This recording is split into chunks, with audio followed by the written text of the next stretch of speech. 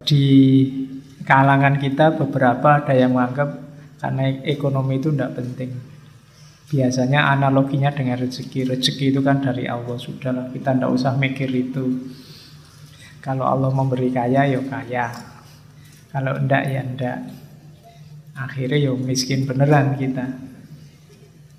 Makanya ya harus ada yang pemikir ekonomi di antara kita. Banyak yang menganggap misalnya para sufi itu Pak, tidak mikir ekonomi, hidupnya hanya untuk Allah saja, ya buktinya bisa hidup juga, bisa mulia juga. Ya tidak juga, sufi ya manusia biasa. Jangan dikira para sufi itu terus tidak bekerja. Banyak sufi yang pedagang. Banyak sufi ceritanya yang kaya raya juga, konglomerat. Ada sufi yang misalnya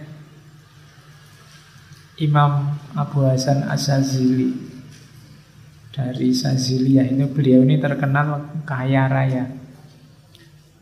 Orang ngertinya sufi itu kan pakai baju-baju kasar, baju-baju wool. Tapi kalau Abu Hasan Asyazili sukanya baju-baju yang indah-indah, perlente.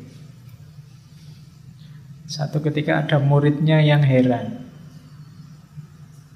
Guruku ini loh, katanya sufi, tapi kok perhatian sekali sama penampilan, kok perhatian juga sama kekayaan, kok kaya. Cuma dia tidak berani tanya wong gurune.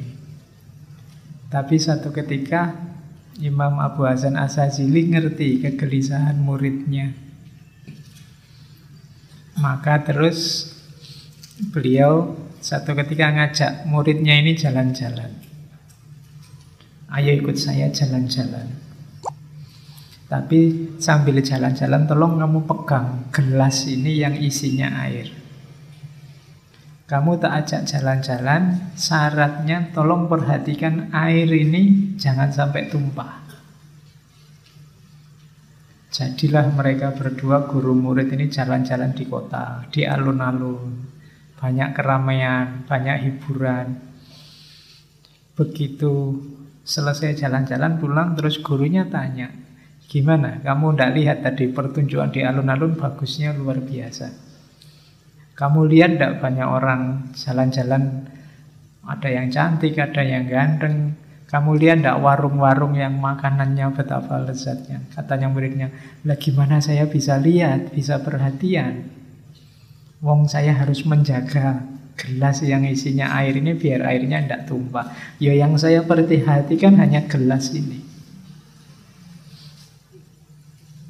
Terus dari situ Imam Abu Hasan Asyazili bilang ke muridnya, nah penjelasan dari saya tentang kekayaan, tentang baju bagus, itu sama seperti penjelasan gelas tadi.